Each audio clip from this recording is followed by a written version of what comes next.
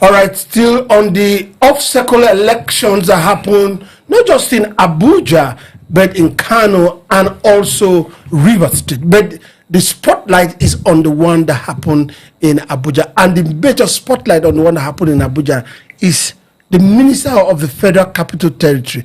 And welcome to the studio, Peter, that is not Pio or the fake Pio, and Dr. Piper.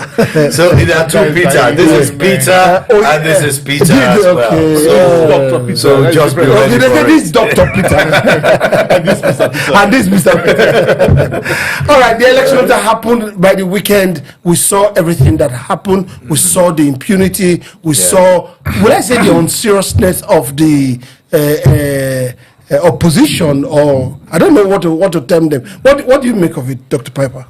Well, we're beginning to see how relevant, the opposition have become. And we're also seeing that when opposition turns against its fellow opposition, what happens? This is the FCT that was swept clean in the 2023 election by the Labour Party. So, and then we saw the crisis in the Labour Party, and we saw defection, of people moving to APC, and then an opposition coalition formed under the ADC.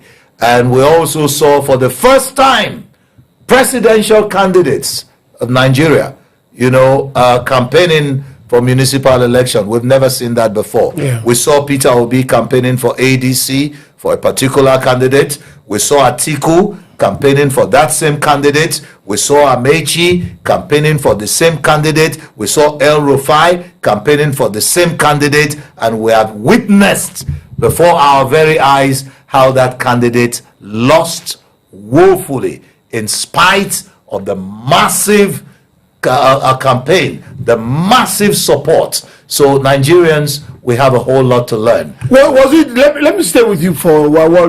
Was it the loss? Was it as a result of unpopularity or by the ruling party? No, I don't think it was orchestrated by the ruling party. I believe that the opposition shot themselves in the foot. Okay, all right. Let me come to Peter. Peter, let's look at it on another side. John, lost, but people are crying foul.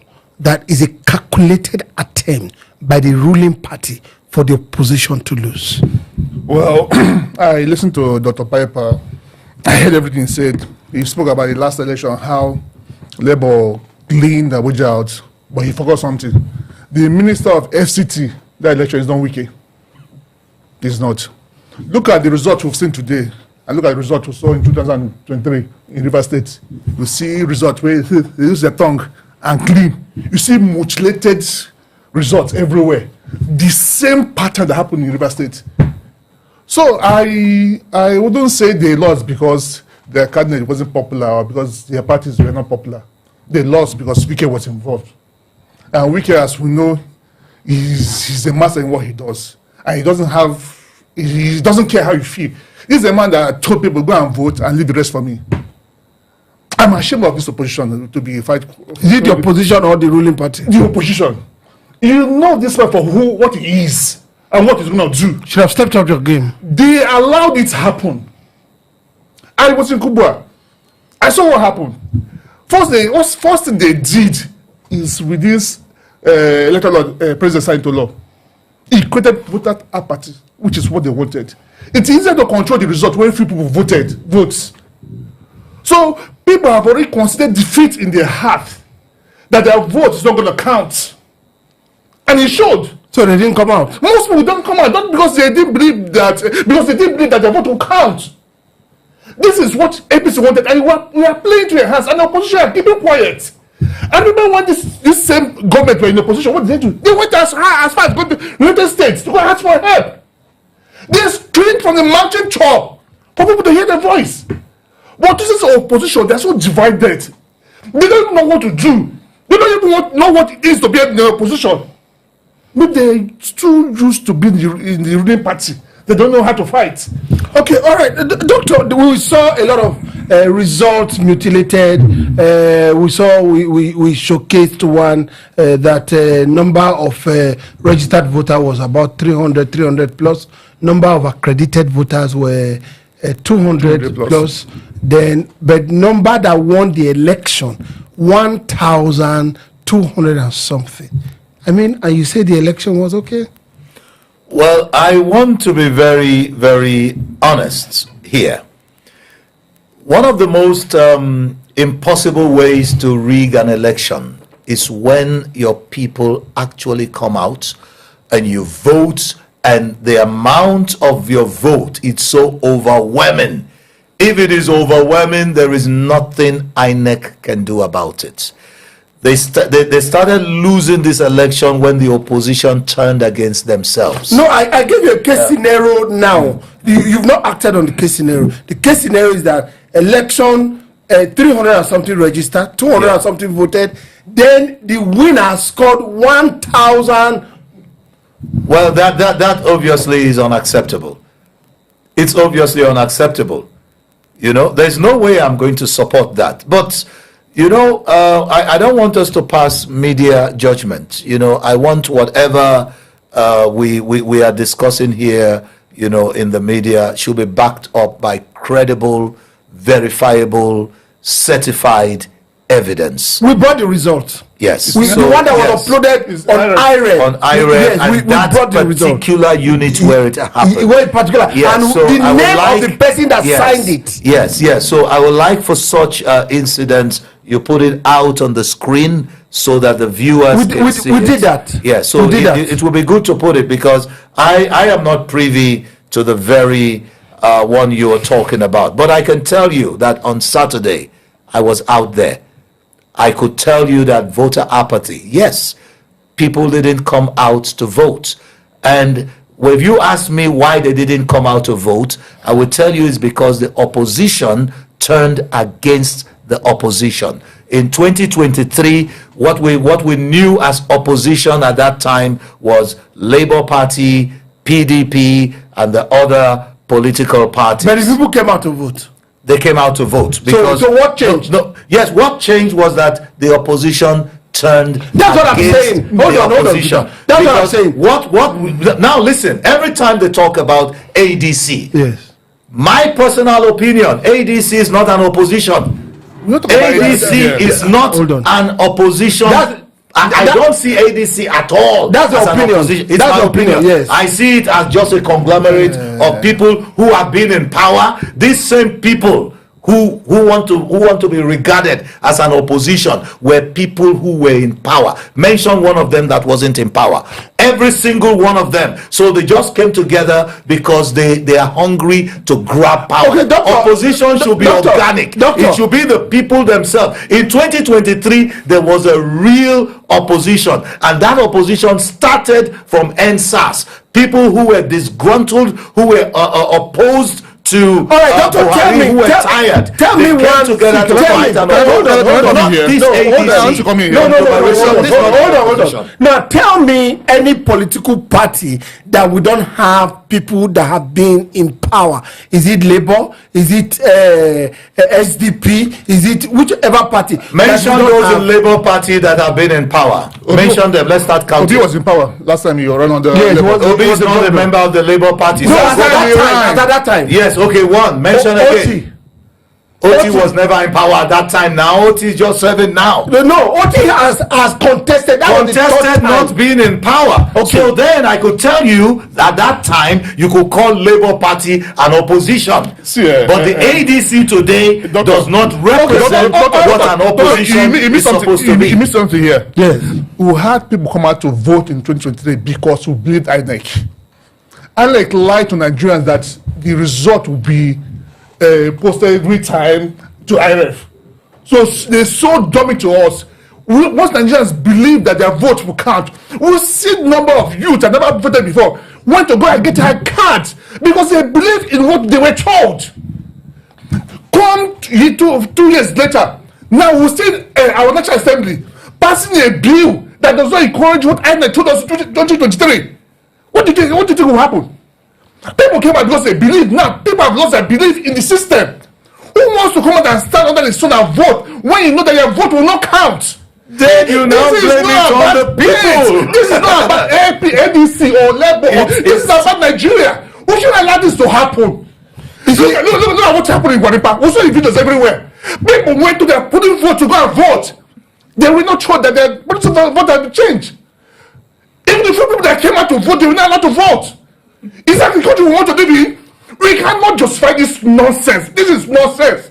Listen, it happened. I love to speak. Yeah. Listen, let me tell you what just happened there. Wike just told Tinubu how relevant he is. For those that felt that Tinubu would choose Fubara over Wike, Wike just chooses this opportunity. He would have gone to River State because there was an election in River State. He also used the opportunity to tell Tinubu how relevant he could be to his success in this election. He assured him this Abuja, we've known Abuja to be a state when the local council elections were done and people decide who emerges. This is his first time in Abuja. Local election was held in Abuja and people were out there crying. And they have evidences. So we can showcase to Tinubu, I am the man you can bank on to get you elected. And people are not saying this. People are not taking cognizance of this. And we are busy blaming ADC. Okay, all right. The problem. Hold on. Yeah. Now, if we look at it critically, let's leave the opposition out of it and let's look at our structure. Yeah. People went to polling stations. Yeah. And saw that their name had been transferred out of that polling station. In fact, there was a particular video that I saw online where they saying that only 15 people are eligible to vote in this polling booth. That is there was over some thousand. I can't remember the figure. Yeah. This disenfranchisement of the people. I will go straight to the answer. The answer here is that you have a Nigerian people who are docile. You have a population of people who have permitted themselves to be so defeated. They have a defeatist mentality. The only thing Nigerian youths can do is to complain on social media, to go on TikTok, to go on Facebook and post rubbish. Now the people lack the will, the determination to stand up and occupy the streets. So it's one thing every time they complain, oh, National Assembly didn't do this, we were not permitted to vote. We can voice everything we are doing in this studio and it will come to naught until the Nigerian youths know that they know that they themselves are the government, until they know that the real change belongs to them, that they, the Nigerian youth, and there are over 70% of them who are hiding behind their phones. If Nigerian youth should come out and show their capacity out there in the streets, there will be change. But unfortunately, our youths are not prepared for it. Peter, the government or anybody that comes to power swears an oath to protect the constitution. As it is right now, most of the actions of those in government today don't protect the constitution. They undermine the constitution. They cast it aside. We saw Wike coming out to monitor election. Wike is not in that strata to monitor election. If he has the power, he doesn't even vote here. He votes in what's it called, Port Harcourt, but he stayed back here and was monitoring the election. Is he an INEC official? He is not, and this can be resolved. Wike can go out and monitor as much as like, if and only if, at every unit after the election is done and the agents sign, and they should snap immediately and send to IRF. This one taking this result to a collation center. This is where the problem lies. Between that point and movement, a lot of things happen. That's where the intimidation is, because what people complain about. Every polling unit, at the end of the everyone will say they can count and let it be snapped and sent. But this is medicine after death. No. Going forward, the law has been passed already. Going forward.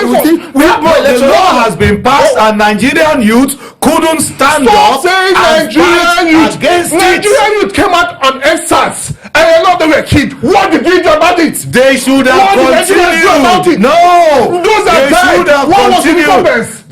Because people died and they are afraid to continue. To demonstrate against end bad government. They should continue. And what happened? No, you see, when you talk of a protest, the protest is not something you start and you stop. He said something. He said he has been signed. You don't start and you stop. Signing of the electoral law did not say that you cannot upload from the polling unit. It did not say that. We have 36 states in Nigeria. If 1 million youths came out from every state, and there are 36 million youths in the streets, the politicians will change. But the problem is with the Nigerian youth. Nigerian youths are cowardly, they are docile, they are not prepared to take over their country.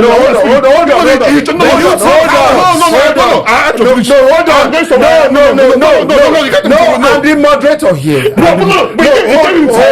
Hold on, calm down. You don't know what I will give you another time. It's so obvious. No, hold on. I have to finish what I'm saying. I insist. No, he's a youth. No, and I'm accusing them. Okay. And I'll keep accusing the youth. So the youths are cowards. Okay, we don't use those words on people. No, I am not a youth. No. When I was a youth, we fought against the military. Yes. We kicked the military out, and we brought this democracy. And this same youth cannot fight against civilians. So are you giving credence? We fought the military. We kicked them out, and today's youth are hiding behind their phones. Are you giving the credence to the Nigerian government for undermining the constitution, or because it's too strict? Now, the youth don't have to come out to fight if everything is done well and right. Everything cannot be done well and right until the government is afraid of the people. We have a situation where the people, the youths, are afraid of the government. It's supposed to be the other way around. Until the government is afraid of the people, until the people sitting in the National Assembly are afraid that if I do this, this is what's going to happen. This will be the consequence. But they are not afraid of the youth. I'm giving you your time. I want you to give Peter his time to talk. Peter, please stop. Peter, what we are seeing in government today is quite appalling. I agree that the people needs to come out, and this is the time to come out. We are going towards a general election in 2027. What should the youth do? I was going sorry before you guys interrupted me, and I'm not happy about that. Sorry. He said something here I want to declare. He says it's late because the electoral law has been signed. And I'm asking a question. In the electoral law that was signed, is there any provision that you cannot transmit from the polling unit to the IRF? The answer is no. This thing can be managed. We've seen the play here. What should we do? At every unit, after voting, agents sign, snap, and transmit. We should move beyond that process of taking result to collection center. That's the only way you can check this. These are people that do not believe in democracy. Most of them know that if a free and fair election is done, they cannot win. All right, so what do you expect to do? I don't have much time. I wish I had more time, but I want to read some comment. What do you expect Peter Piper to say? I don't know what I say. Peter Piper picking Peter picked and pack of picked. I don't know how to say what a magic. I don't know how to say it was all scripted. Peter Piper is an Abure stooge. So what do you expect? Keep the comments coming. I know I say Chief Tinubu style of politics will definitely set the country ablaze. Then the last one say you could imagine what will doctor before meeting on national. That's the Nigerian youth. They can only stay at home and type. All right, we'll be right back. Lazy youth.